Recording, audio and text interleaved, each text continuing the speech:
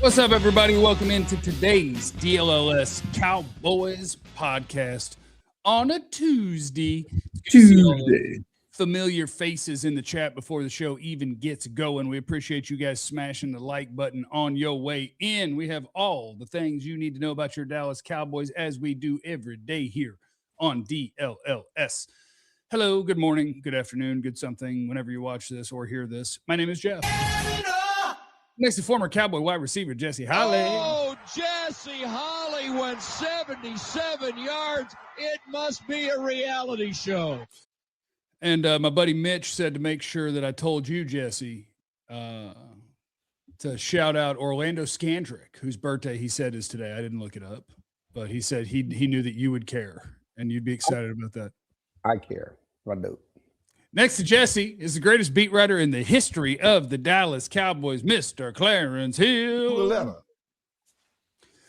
How you guys doing today? Everybody okay? Everybody's good? Happy birthday, Orlando. There you go. That's nice. Birthday, Orlando, and I hate to make this sharp turn, but we will be remiss if we didn't shout out and offer condolences to the family of Cowboy superfan Carolyn Moppin Price. Miss Price. Miss Price is a longtime figure,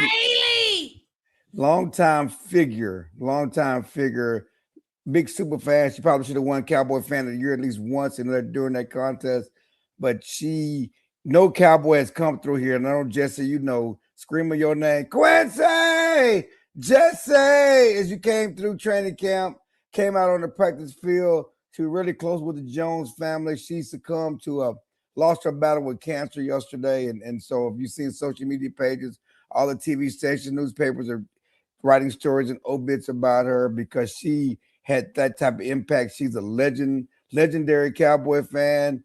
So anyway, our sincere condolences to the Cowboy fan base and certainly the Price family.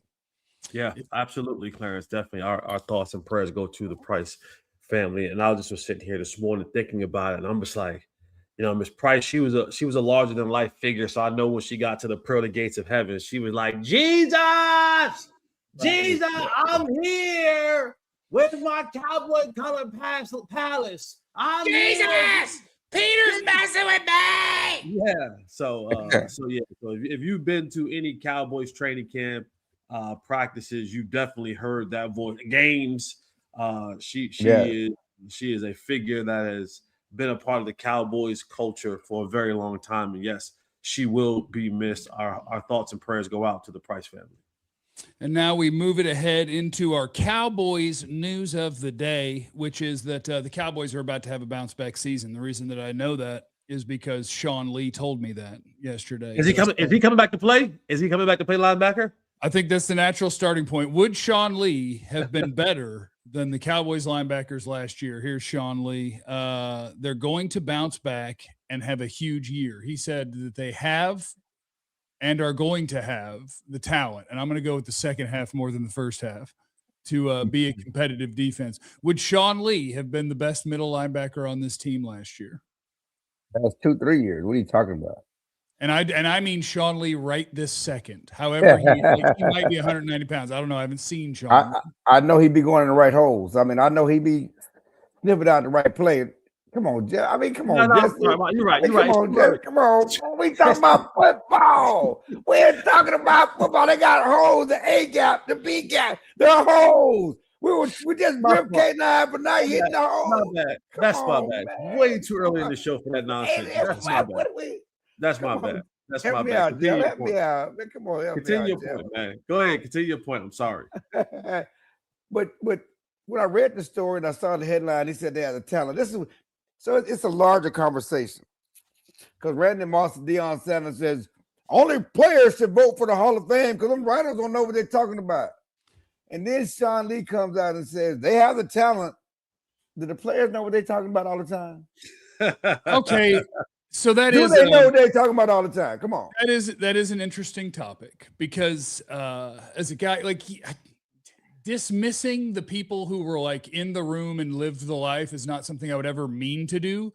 But when it comes to keeping up with the things since you've been in the league, that like former players on the whole would do a way worse job of voting on things than the media does. For instance, Deion Sanders is one of the ones who said it most recently. It wasn't that long ago that Deion Sanders on Twitter was talking about the best DBs, and a current All-Pro, Kevin Byard, said, damn, you left off both the All-Pro safeties or whatever, and he was one of them. And Deion quote tweeted it and had no idea who he was. He was like, that's why players do this. You stick to being a fan. And he was like, no, I'm a current All-Pro. So yes, the media does a better job than former players. And sure, if you have a former player who's in the media that really keeps up with things, he might do better than everybody. But like, you want LaShawn McCoy to vote on stuff? LaShawn McCoy wakes up every morning and goes, Dak sucks. And they're like, give us a play from the game. He's like, Dak sucks.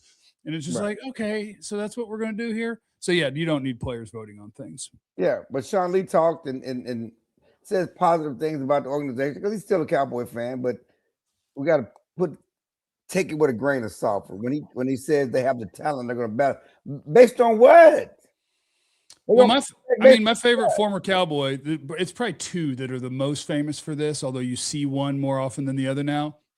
Michael Irvin and Roger Staubach are the most positive Cowboy people of all time. Roger Staubach has him winning the Super Bowl every year. They're your favorite former Cowboy? He didn't mean it that way. You're taking it out of context. He's feeling some kind of way that you left him out. Do you see what's in his eye? Are you watching him? What about it? You didn't mention him as your favorite former Cowboy. That was your boy. I thought I was your boy. No. I'm saying you mean good. You mean good former Cowboy. Gotcha. No, no. I'm saying my favorite guys that are huge homers. Staubach and Irvin are giant Cowboy homers, and it's fun. It's a good bit. But you're never going to make a Cowboy fan mad. They just pick them to win the Super Bowl every year. Marcus Spears did it yesterday. So I'm doing it. He was like, yeah, we'll be here next year. No problem. Like, he's not giving real analysis. He's just, doing a little pandering. And I love Spears. I think he's great. But yeah, those are my favorite little panderers. How far away are they from what Sean Lee thinks? The big bounce back.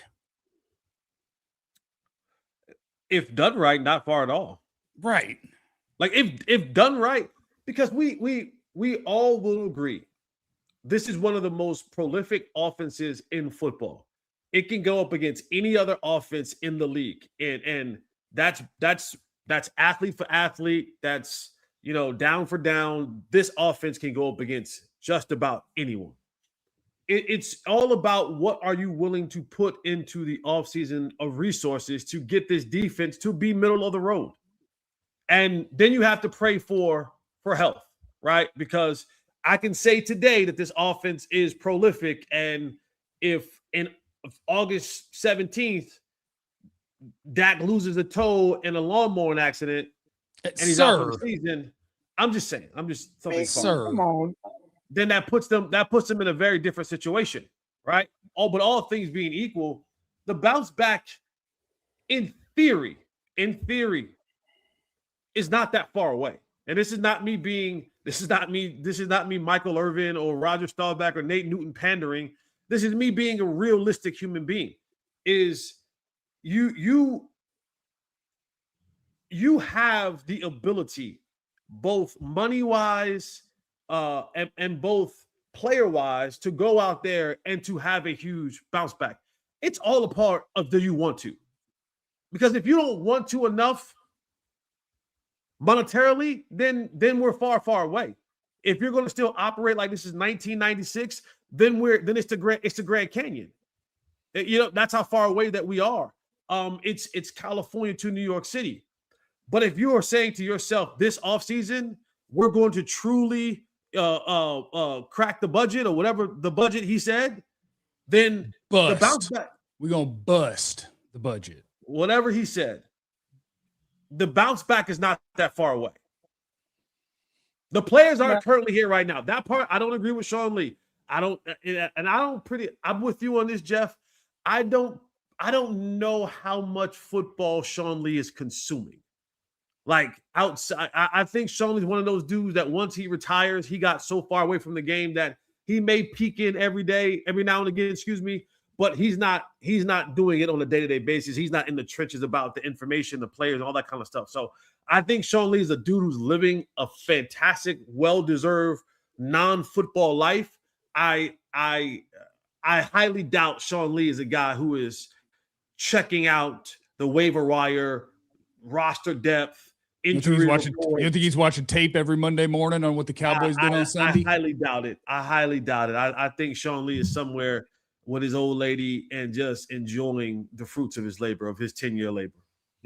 Santa Barbara still, and he owes us a sit down at training camp because he snubbed us at the Super Bowl, and he saw me. I saw him that night at the NFLPA party. He said, I got you. I'm so sorry. I got you. When come to training camp, so we're gonna hold Sean Lee's foot to the fire. He's gonna come on our show in training camp. He lives in Santa Barbara, right outside of that. If he doesn't, he'll have to answer to Jesse. To Jesse. I like my chances. Because I can't whoop him. Clarence, you can't whoop him. If he's not still in playing shape, Jesse might have a shot at this thing. So you like your chances with him better to keep Brooking, is what you're telling me. Because we know you didn't want you didn't want no parts to keep Brooking. We talked about that. Right now, I like my chances with both. Yeah. At that time, I didn't like my chances with Keith. Jesse's staying on it. 225, shredded up, in good shape. You don't know what these guys are doing. Yeah, I didn't like my chances at that time with Keith. But getting back to the original question, what happened in the Super Bowl is why the time is now, why you can fix it. I mean, the Patriots are why you can fix it. The Patriots won 3-4 games last year. Next year, they're in the Super Bowl. Seattle was out of the playoffs last year. The next year, in the Super Bowl. They did draft well, but they also spent in free agency and added players to the team and made coaching changes that made a difference. So it can happen. What we've seen in the Super Bowl shows you it can happen. It's not a 3 or 4 year building this thing. That's the one thing we talked yesterday about, these draft picks and, let's go for the pick. No, win now. It's win now. It's win now. It's win now, especially with Dak's deal and CD's deal and Jerry's age, with all due respect. It's win now. I ain't got time to have a bad time. That's Jerry quote, not mine. That ain't on my schedule. It's Jerry's. It ain't on my schedule. And I think there's two things that add up to, and we already have some evidence of the Cowboys doing things differently this offseason with their defensive coaching search and how that's gone. That's different. That's not Jerry meddling and just doing whatever he wants, right? So that's step one. But I think that there's two reasons that you could see them actually spend money in free agency, actually risk the future somewhat to add to the team currently. And one is the way that they screwed up the Micah Parsons trade. I think that for Jerry, like right now, Jerry looks bad. Jerry don't want to look bad. Jerry wants to look good. So he has to do whatever it takes to make himself right on something that was wrong. So you have to be aggressive to do that. And number two, and maybe this is more of a question for you guys, because I think this, and I wonder if the owner of the Cowboys thinks this. He just watched a Super Bowl, and boy, I'm sure there are, because I know how the Cowboy fan base is, some people, Jerry knows he has a better quarterback than the two guys that just played in the Super Bowl. He knows it. My guy's better than the two that just played for the Super Bowl. I gotta do something to try to give my guys a chance to get there. Otherwise, we're just going to get a few years from now, and he's going to be doing the same thing about Dak that he did about Romo, where it's like, my biggest regret is that I didn't get and that we didn't get. And it's up to you. It's up to your wallet. It's up to your pocket. But do you believe that watching that Super Bowl that he sees, damn, my guy's better than those guys? Last year with the Eagles, my guy's better than that guy. Yeah, for sure. For sure. And that's the thing about quarterbacks is when it's like, this guy isn't good enough or this guy is, it's like, okay. But I mean, we could just watch all the quarterbacks play. It's not a best quarterback wins the Super Bowl. It used to be closer to that. I mean, Brady and Mahomes hoarded a lot of them things. But recently in the NFL, build you a team. Your quarterback's plenty good. Your offense is plenty good. It's time to open up that wallet. It's time to go get this thing. Coming up next on the DLLS Cowboys podcast. Jerry says, bust in the budget. Give us the free agent you want the Cowboys to sign when free agency opens up here pretty soon, and we'll give you ours. It's next. Hello, friends. Let's take a second to talk about our guys over there at Prize Picks. Prize Picks is my favorite app on my phone. I absolutely love it. It makes everything interesting to me. You might have some games that you ain't all that worried about. Well, guess what? You play around on Prize Picks a little bit and suddenly it becomes interesting. I like to just pop over for my guy Bobrovsky because he's the first guy that I started throwing in. He's a goalie in hockey somewhere. And I just like to say that he's going to have more saves than projected because I don't got football no more, you know? So you slap together some basketball, you put some hockey in there, and you get yourself squared away. Prize Picks app, all you got to do is you say, I think that somebody's going to have more or less than their projected stats in a game. You put a few of those bad boys together, you get your picks right, and you win the monies. It's Prize Picks, and it's lovely. So go download that app today. Use the code DLLS. You get $50 in lineups after you play your first $5 lineup. That's code DLLS to get $50 in lineups after you play your first $5 lineup. Prize Picks, it's good to be right. Also, want to shout out our friends at Wild Fork Foods Meat and Seafood Market. It's my favorite. If you watch our Mavs show, you saw KG tearing up some steak from Wild Fork while he was watching that big football game. You may hear in the news, oh my goodness, beef prices are skyrocketing. It's top story all the time. Check out our friends at Wild Fork. They'll get you squared away. You plan on Valentine's Day for a special someone. They got a bunch of great deals. Salmon pinwheels with lobster stuffing, $5 a piece. Lobster tails, $7.98 a tail. That's $7.98, not $798. Beef tenderloin medallions, $10 a piece. Our guys over there at Wild Fork, they got you squared away. You want to do some bundles? How about lobster tails and filet mignon? $32. Love Wild Fork Foods. I love my friends over there. They're absolutely amazing. They have 9 locations. Frozen is fresher. At Wild Fork Foods Meat and Seafood Market, their organic grass-fed ground beef, 85% lean, $6 a pound. You got to try them out at one of their 9 area DFW locations. Stop going to the grocery store. Go to Wild Fork for your meats. Learn more, wildforkfoods.com. What's up, everybody? Welcome back. It's the DLLS Cowboys podcast. It's time to bust the budget. Give me a free agent you want. Give me a free agent that you want for the Dallas Cowboys. Jerry said it again while we were out in San Francisco or maybe Santa Clara, whatever. And he's talking about busting the budget. So we are in search of what free agent do you want to see this done for? And I got to tell you right off the top, George Pickens does not count. He's already yours, okay? And there's times when Jerry will try to spin that to you. But boy, we gave a new contract to guys that were already here. So we really crushed it at our offseason spending. That don't make you better. That keeps you the same. That don't count. So if you're looking to bust the budget, give me a guy. Give me a guy that you're looking for Jerry to put his money on.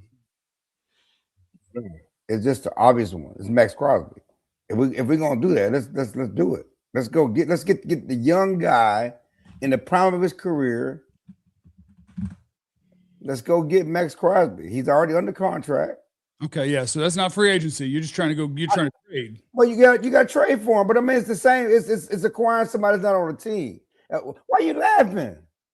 Just because that wasn't the question. And 2, that's the most lowest hanging fruit that to is be it picked. The lowest hanging fruit? You got to trade for him. You got to give up a first round pick for him. But I said, let me start. I said the easiest one would be him if I'm going to target somebody. And I'm sorry, I get in trouble for not answering the question that's asked. I always answer the question I want to answer.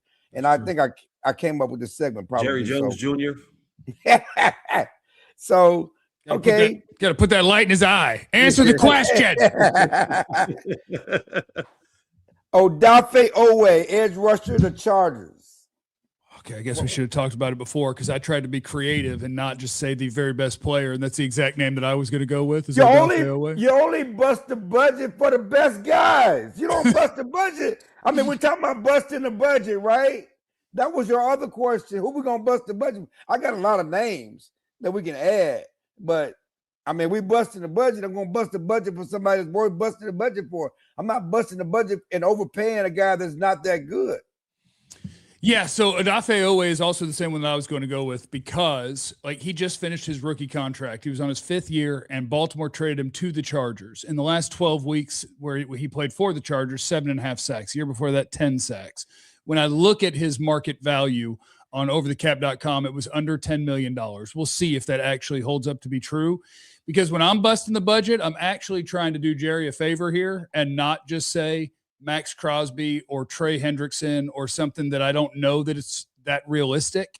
And so in this case, I'm going to a name that is one of the better free agents that'll be on the market this year. But what I'm looking for is I don't need a perfect player. He's not a bad run player, but he's more of a pass rusher. I got enough hefties, you know? I got enough girth. I got enough thickness.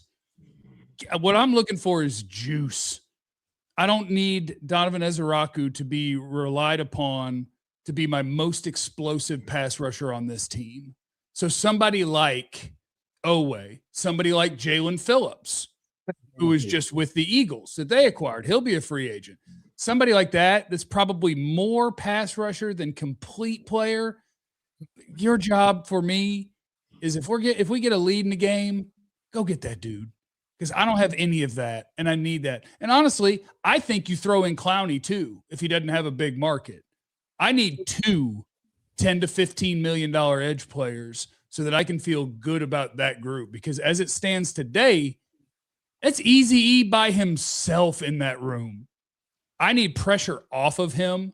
I don't need him to be my best pass rusher. I need him to be second, and in a perfect world, third, and then we're cooking with something. Jesse? So I put together a list of a couple of guys. Now, do the Cowboys get all of them? Again, I'm looking and trying to build depth. We talked about this yesterday. Is yes, to Clarence's point, would you love to have a Max Crosby? Yes, yes, yes, yes. That is A+ player, right? That is game-changing type player. You would love to have him, but that requires you to do some maneuvering that I don't know if the Cowboys will do, want to do, and have the asset that the Raiders will take to get a guy like Max Crosby. What I'm trying to do with the guys that I'm trying to bring in is I'm trying to get those players that we talked about yesterday, those B-level players all across the board to shore up some of the holes that the Cowboys have at each level of the defense. So here's what my list looks like right here. So guys like Alex Anzalone, right? Leo Chanel, Quay Walker, that you get 2 or 3 of those guys, 2 out of 3 of those guys. That to me shores up with the addition, add those guys to Damarian Overshown. That kind of shores up your linebacking position. Those are some football playing dudes, some tackling playing dudes, some just straight up dogs. They help you on the field. They help you in the locker room, right? They give you that level of skill while also giving you that bite from a dog that you need at that second level. I went and got a safety from Seattle, Kobe Bryant. Bring him in and allow him to now get into that mix. Now, if we're talking about going to get a guy like Caleb Downs, and maybe you pair those two together, or if it's not Caleb Downs and maybe it's someone else, I don't know. But I'm just saying Kobe brings that championship pedigree over here. He brings another level of intensity. Again, I'm trying to bring players, culture, and toughness all as I come into this thing.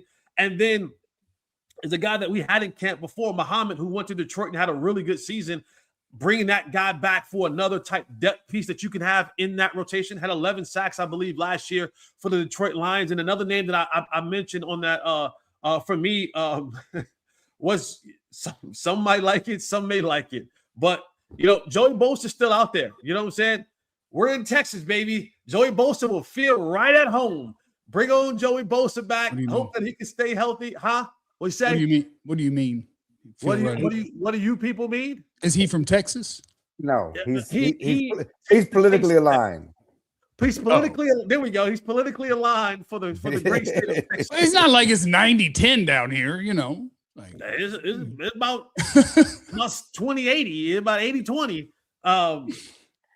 But bringing a guy like Joey Bosa, who was trying to have a comeback year. So I look at guys like that, thought about guys like Jamil Dean, if you're looking for cornerbacks and things like that. So those are the type of guys that I'm trying to bring in. You couple those guys with some draft picks, and now, to me, I think you give your defense an opportunity. Again, would I love to have a top 10 defense? Yes. The answer is always going to be yes.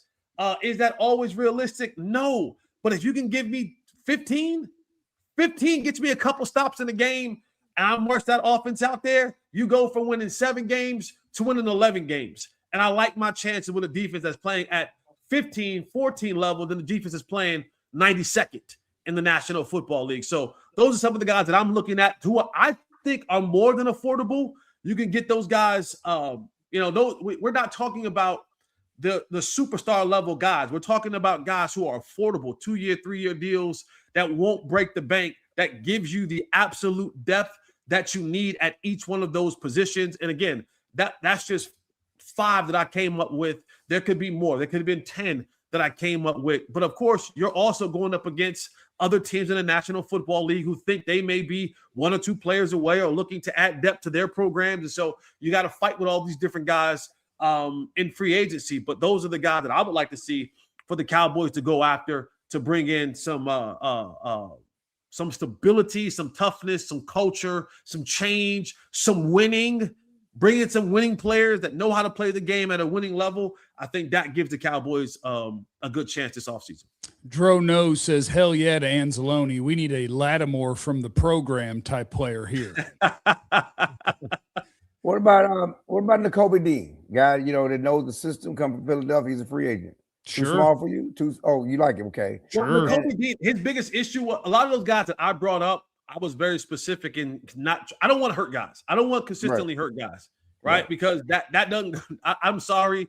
If you're always hurt, you're just a hurt guy. And we deal with enough hurt here, okay? We already got our own in-house hurt. As you can see that what we had to put on display last year. I don't want to import more hurt. I want guys who are relatively healthy. I want guys who are relatively consistent. I want guys who are tackling machines, who are professionals, who are pros. So that's why I looked at Dean. And while he has the relationship probably with Christian Parker, it's just a guy who just, your best ability is availability. Can't make a club in a tub. And, I rather not have often injured guys that we bring in free agency. He's got a homecoming of sorts. Rick Woolen, cornerback of Seattle, he led the league in interceptions rookie year in 2022. He's from Fort Worth. He's a free agent. Seattle can't keep everybody. They got a lot of free agents in Seattle. Can't keep everybody. And also, Nashawn Wright played last year, 1 year, $1 million. Why you just shaking your head? He's a Pro Bowler. I'm with Jeff. I don't like the long-legged corners. I'm sorry. They're gonna be playing. They were playing zone. They're not playing man to man. Nothing but respect to Nashawn Wright. He had a bounce back, resurgence of his career. Did a great job in Chicago with what they did defensively there. And Al Harris, don't want him on my football team. Sorry. See, and I think this is a total side tangent, but I think guys like Nashawn Wright, like that should be the comeback player of the year. And I know it's not called most improved, but that's the way I think of it. Like Christian McCaffrey and Dak Prescott. No. If you're the sort of player that can compete for MVPs and offensive player of the year, you're not the comeback player of the year. Comeback player of the year is for a guy who you went, holy crap, I didn't see that coming.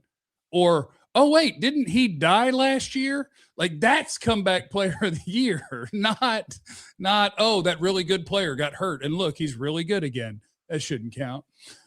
Chris is in the super chat. He said Alante Taylor, cornerback from the Saints, be our nickel guy. And I do think, like, I don't want to, because you guys know Jerry really respects what I say, and I don't want to let him off the hook too much. But I do think part of free agency is just going a step above what you do a lot of times when you're talking about the number of guys you're going to sign. Like, I think a guy that would make a lot of sense is Reed Blankenship, former Eagle safety.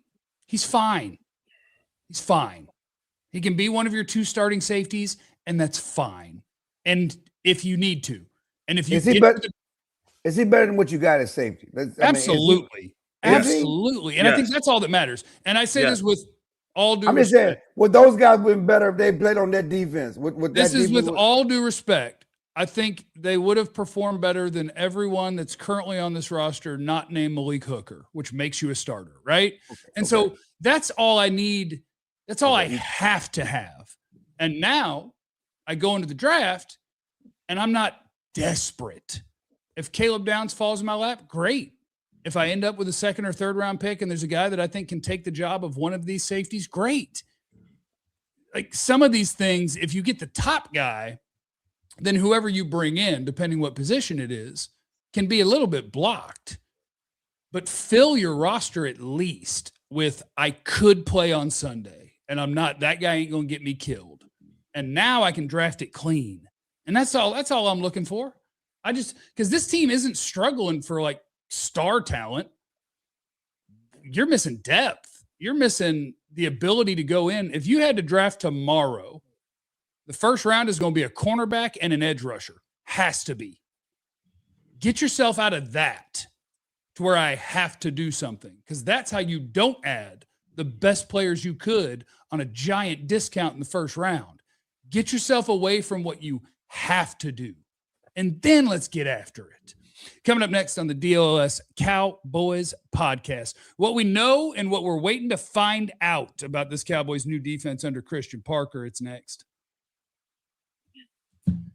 But first, I want to encourage you to join the Supporters Club, because if you haven't joined the Supporters Club on YouTube, guess what you haven't gotten to see? The incredible behind-the-scenes content from the Super Bowl of me riding in a Waymo. And I'll tell you this, I don't trust cars without drivers. Has anybody out there ever honked at a Waymo? If you honk at a car that doesn't have a driver, does that register? Are they going to do anything? Maybe that does make the Waymo better than a regular driver. Because if you honk at me, I'll break the law to get out of your way. And that's probably not the best plan. But I don't want to inconvenience people. So if you're honking over and over again, I'll be like, man, I must have to do something for you. Anyway, the Supporters Club on YouTube, it is for the absolute psychos, true sicko level stuff. We like when you're a diehard. We like when you're part of the Supporters Club. And you can see who they are in the chat, because they got the little icons next to their name. And we get to know these guys. You see Dro Nose in there, and you see MD Rowe. You see Austin. You see our people in there. And those are members of the Supporters Club, and they stand out in the chat. We see their chats more often. We interact with them a bunch, and we appreciate that everybody that is a part of that club. So go ahead, sign up, be a part of the YouTube Supporters Club. We're going to have to figure out our emoji situation to get rid of the brow one, because I think we're about done there. Although maybe we need to get a sell the team one going, and it's not for Jerry. It's for the Addelsons with Mark Stein's bombshell that Mark Cuban would like to buy the team back just because he wasn't good at writing contracts and thought they were going to let him keep running the team, even though he sold the team. That didn't work out for him, so he'd just like to buy it back. And if he does, maybe we get Luka back. Luka signs as a free agent because he likes cubes. That'll be good. So just what I'm saying is sign up for the Supporters Club in an incredibly roundabout, long-winded way. Do that or else, which is not a threat. All right, let's talk Cowboys defense. Christian Parker is going to be your new defensive coordinator coming over from the Philadelphia Eagles. And so far, I think it leads to a lot of questions, not necessarily a lot of answers, right? We can go look at what Vic Fangio's defenses do, but does that necessarily tell us what Christian Parker is going to do? Like, for instance, are the Cowboys a 3-4 team now? I don't know. Yes? We're just going yes? I think so. I mean, if they're hiring outside linebackers coaches, that means you have an inside linebackers coach. What does that tell you you're running? You don't need an outside linebackers coach for a 4-3. Well, there's an outside linebacker, sometimes two in a 4-3. You would just call the Mike the inside backer, and the Will and the Sam would be your outside linebacker. They got one coach for the Mike, and the two coaches had one coach. Yeah, the Mike has a coach. This is the middle linebacker coach. And all of my history, when they do outside linebackers, inside linebackers coach, is usually a 3-4. Can I ask a messy question? Can I just be a little messy? Sure. If you're no, I guess it doesn't matter, because even when you run a 3-4, I'm going to break down football real fast for everybody. Even when you run a 3-4, you're still running a 4-2 a lot of the time. When they run out 3 wide receivers, you're probably not leaving 3 down linemen and 4 linebackers on the field. You're probably going to flip right over to 4 down linemen and 2 linebackers so that you can match up better in coverage. But if they want to play a 3-4 a bunch, do I need all 3 of these D tackles? Like, Quentin Williams will play the nose, no problem. Kenny Clark could play the nose. Osa's not going to play the nose. Is Osa a defensive end now? Like, so a 3-4 in is a 4-3 tackle. Kind of. Well, yeah, but that's I mean it's like when I talk to Klein, he's there, but it's a 5-man front. Man, ain't nothing but the old 3-4. But you can all the fronts how you want to do it, but generally a 3-4 in is a 4-3 tackle. You know, and that's what you do, and that's how those guys can be on the field together. But again, you're right; they're going to be in nickel most of the time. You're not going to have all the big guys out there rushing the passer at the same time, and you're rotating them. The Cowboys just put himself in a real weird spot now, is I guess what I'm thinking about this team, right? Where one of their biggest decisions is George Pickens, and he's going to get a bunch of money somewhere. We want it to be here. But they also, when they traded for Kenny Clark, they thought that they had fixed their interior, and then they found out, whoops, no, we haven't. So they traded for someone even better than Kenny Clark. And so now this team is walking onto a football field with a receiver core that is unbelievable, a defensive tackle group that is real, real good, and nothing else. And so you go into the offseason, and my mind starts going, okay, well, could the Kenny Clark resources be better if it was somewhere else? The George Pickens, does tag and trade become very possible? Not because I don't want George Pickens, but because if I could turn George Pickens into a $20 million defensive player and a first or second round pick, does that make me better? I think they put themselves into a really weird spot because they're so loaded at a couple of spots and butt naked at so many other ones. And it's just weird. It's just weird. So how does Christian Parker fix it? How does he take all of these tools for what we know about him and make it work? The good news, at least in my mind, and maybe this is just a little bit of off-season optimism, is I think when you did the search the way they did and when you build the staff the way that they did, it doesn't feel like something that could be a 1 year and you're out of here. Plus the bar is so low that even if it doesn't go well, I think you have a little bit of a learning curve. So hopefully you don't run into a spot, which they've been doing over and over again, which is they let the coordinator have a bunch of say into the players that get added to the roster. And then the next year, the coach isn't there. And the new guys show up and they're like, no. And so hopefully in an organization where they are going to ask the coach's opinion, the coach can look at it and just be like, okay, and if you think this, that's overkill. If I had that 20 million, what could we get? Because I need that, and that. And you're giving me 3 of this, and I don't think I need 3 of this. Like, to me, and I don't know if Osa's even tradable because he's newly signed. And so that hurts your salary cap if you trade a guy that's got new money and a bunch of guaranteed money left. I think Osa as a 3-4 end is a weird fit. I think if you're running a 3-4, your ends, you're looking for 6'5", 270. You're looking for a big edge player, not a small D tackle. I think it's a little bit different. And so I just wonder if they plan to be in that a lot. Is that about to get real weird with how they're set up? Because right now I think you would have to. You'd have to say, yeah, I guess Kenny's an end and Osa's an end, and at least we're stout up front and we'll figure it out from there. And maybe that's the way that they go, but I don't know. I think it's set up kind of wonky. Same token, I would say that Osa's small for a tackle. I mean, if you look at the big tackles, I mean, you're talking about what I'm looking for. Yeah, I'm looking for a bigger guy than that too. I mean, they're under 300 pounds. You know? Yeah. And I'm not looking for heavier than Osa, but it's a whole different body type, I think, when you slide out there.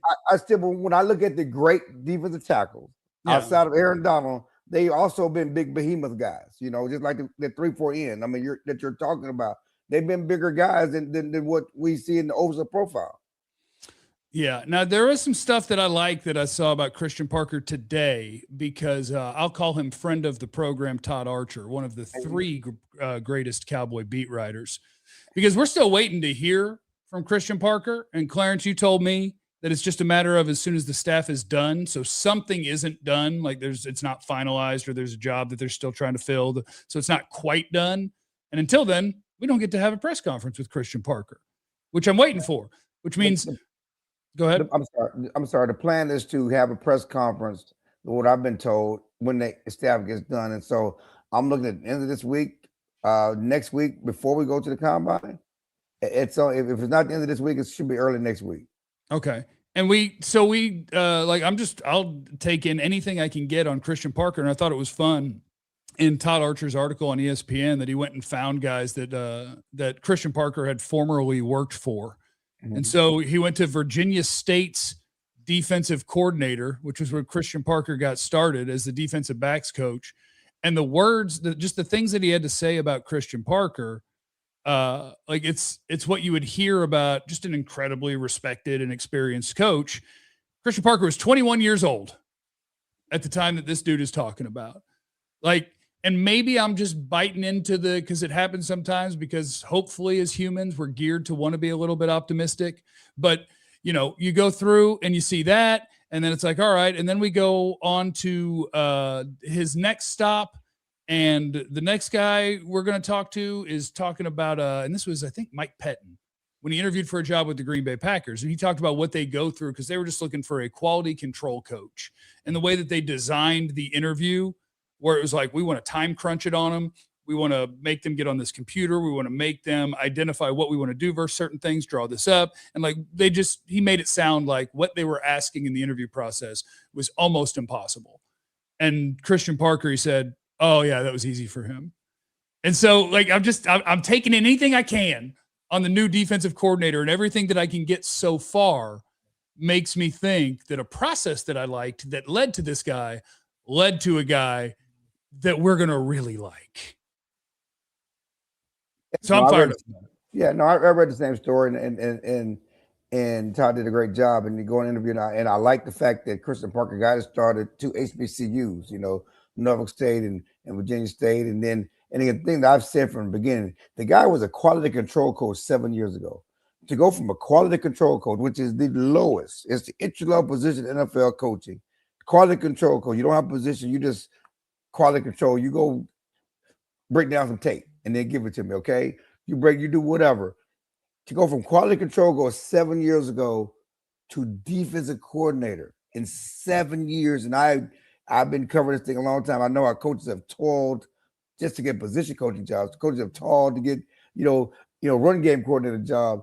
And for him to go from quality control coach to defensive coordinator in 7 years, it's a meteoric rise. And everybody talks about him, a bright shining star, rising star, everything you heard from him. And this is just another example that you go back when he was 21. I mean, he's been a star everywhere he's gone, and everywhere he's been. And everybody said the same thing about him. And as we've all said, we love the process. We love how they got to him. The Cowboys certainly look at all the coaches that they interviewed, all got defense coordinator jobs, and people in every market have said similar things about them. They love Durante Jones. They love Jim Leonard. They love the potential of all of them. And we in Dallas, as you say, you want to feel good about it, and you love the potential and what you have with CP. But we all know, which is the problem in Dallas, it don't matter if he ain't got no players. Yeah. So but to Jeff's point, this is exciting, because I like you, Jeff, was looking around, searching around, and saying, all right, okay, I hear the great things, and let's see if I can find something that's opposite of what people say. Can't find it.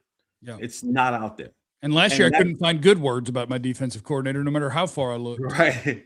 And that gives me the ultimate level of hope for this defense to turn around. And I get it. You need players. That's always going to be a thing in in any professional sport. But today there's nothing we can do about that, right? So I'm just going to choose to focus on what we've done so far and be like, good. And I hope that we get a chance to hear him speak before the combine, because when we get to the combine, one of the things that I want to be keeping a wonk eye and a close eye on is, and a sharp eye, yeah. And a sharp eye is who are some of the defensive guys that they are interviewing, right? Because I'm assuming that Christian Parker will be there. I'm assuming the new defensive coordinator, who is trying to bring this defense from the depths of hell, that he'll be in person, boots on the ground in Indianapolis. And so I'll be watching and hopefully getting a chance to maybe be in an elevator or in a hallway with Christian Parker, just so I can see and hear some of the things that people talk about with him. And then try to put, an eye on, all right, what is he looking at? What are some of the guys you see him hovering around? And of course, we all know that if you haven't been around Clarence in these type of atmospheres, you are missing an absolute treat, because he is he is a hound dog. He can sniff out where a coach is going to be, where a person is going to be. And so being able to hear and see, all right, who are they bringing in for these interviews at the combine? Because that's going to start putting together the telltale signs of, all right, here's where the Cowboys may be leaning. And those players that they're talking about will give sort of an early sketch of what is Christian Parker trying to build here in Dallas. And then we can go from there, from what we know about these players and tape that we watch, and start putting together what does this defense will look like, a depth chart of what that will be as far as draft-wise, and get an indication 3-4, 4-3, 4-2, 5-2, 6-2, whatever it's going to be, we'll be able to get an indication of that. So I look forward to seeing it. Clarence, why were you shaking your head? Combine's a cluster. I mean, everybody's all over the place. I'm just saying, you'll see. And to get them, we got to stake out the hotel. We got to stake out the hotel, stake out the bus with the coaches, because they don't, make the assistant coaches readily available unless you catch them walking down. You've seen the hallway, Jeff. Oh yeah, I'll be at White Castle. I just hang out at the stadium. I'm there for the players and for the combine, for the scouting part of it. Clarence has the hard job. He's got to go sit in hotel lobbies and hope a Jones come out an elevator door at some point. Yeah. So it'll be interesting. We'll have fun. Coming up next on the DLLS Cowboys podcast, one of the best in the business released his top 100, what it means for the Cowboys and maybe for George Pickens, is next. All right, let's take a sec, get you signed up to be a diehard. Why don't we?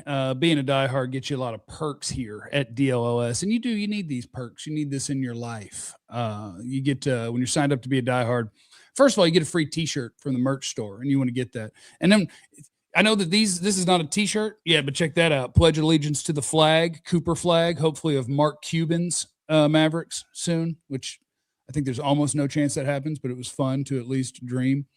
It's funny wanting Cuban back, because I don't think he was the most competent owner either, but at least he won a championship and he was fun and he cared. So you get a T-shirt when you sign up. We got the Stay Shiesty one, which is real nice. Look, that is nice.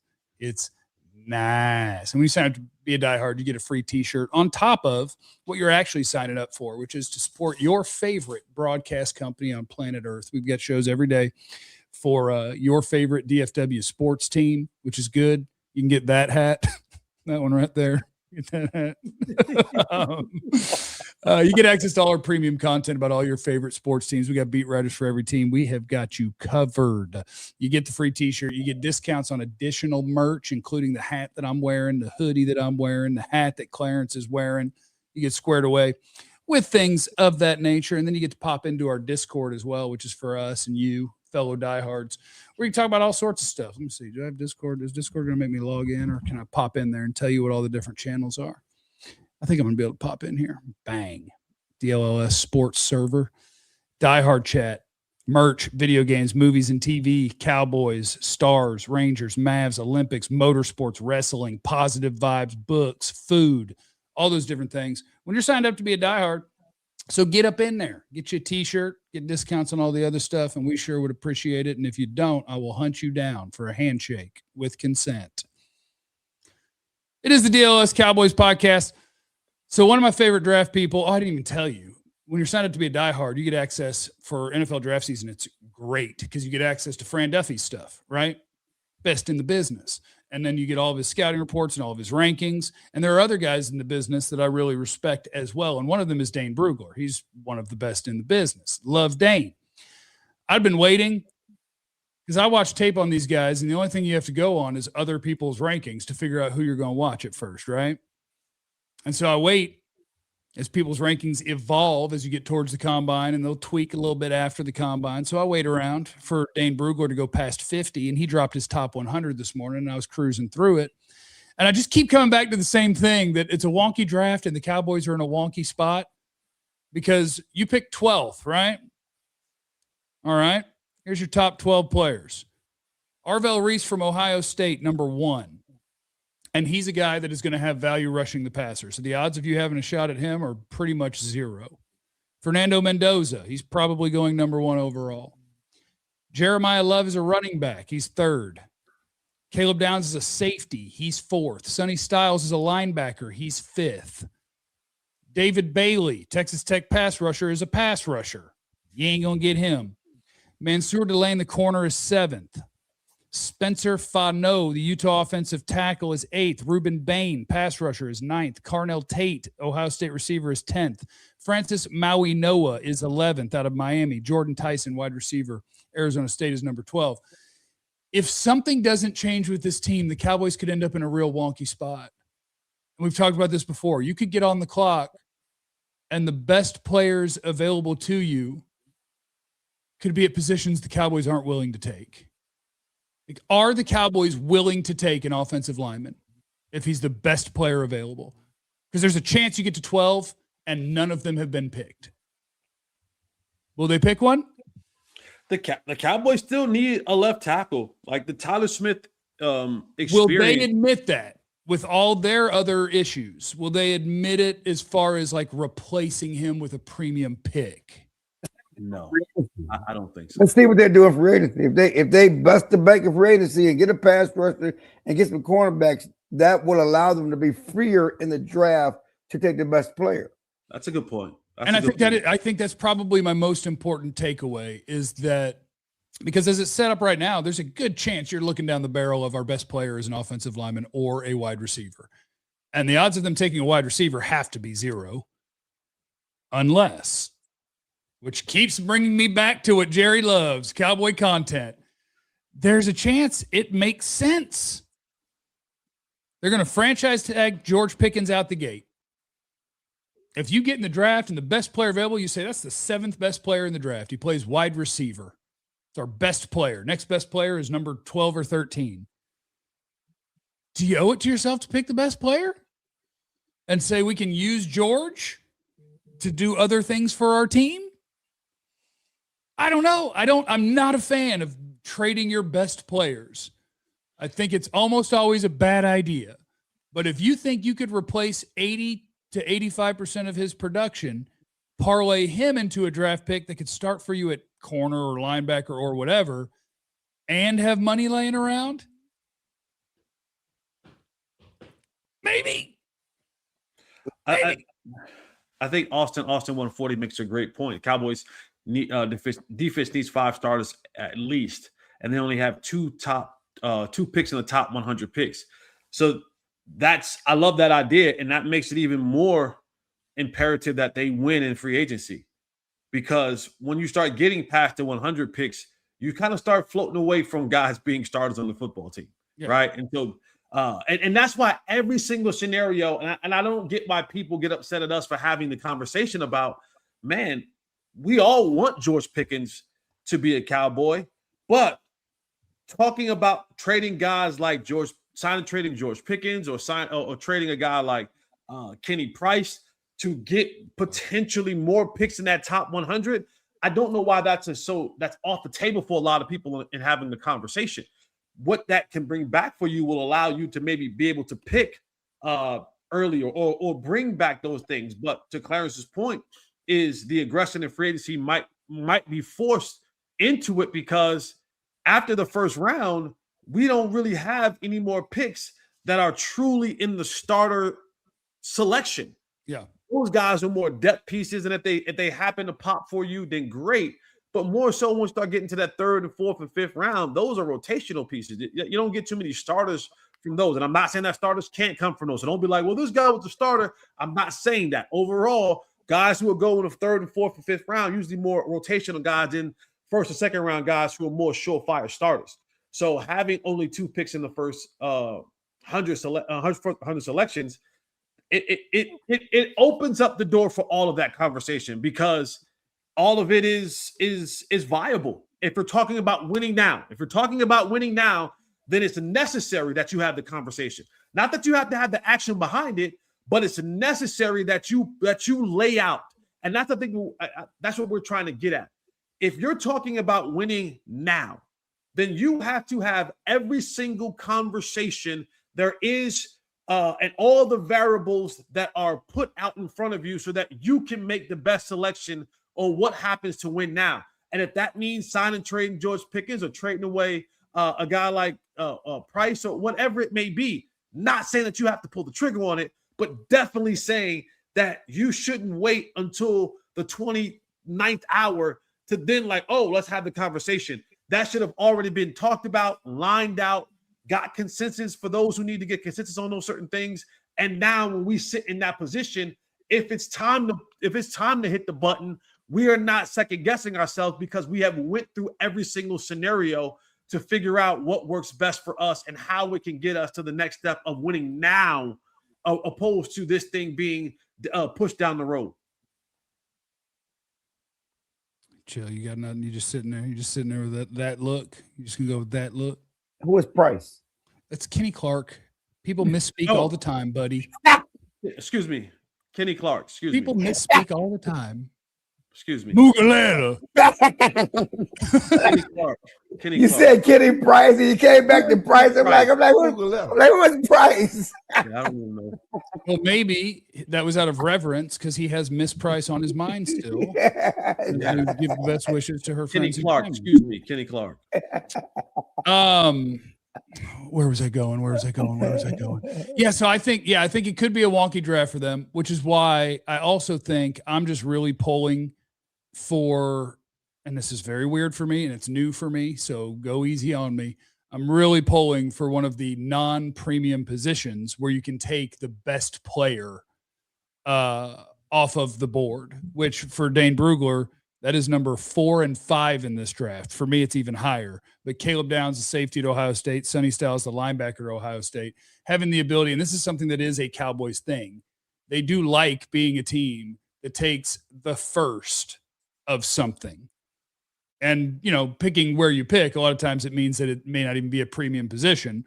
But Zach Martin, I don't think CeeDee Lamb wasn't the first wide receiver taken, Zeke, but they are fans of getting the best player at a position. And in this wonky little draft, I'm hopeful that it is Caleb Downs or Sonny Styles that falls down there. And there's the one that I'm wary of.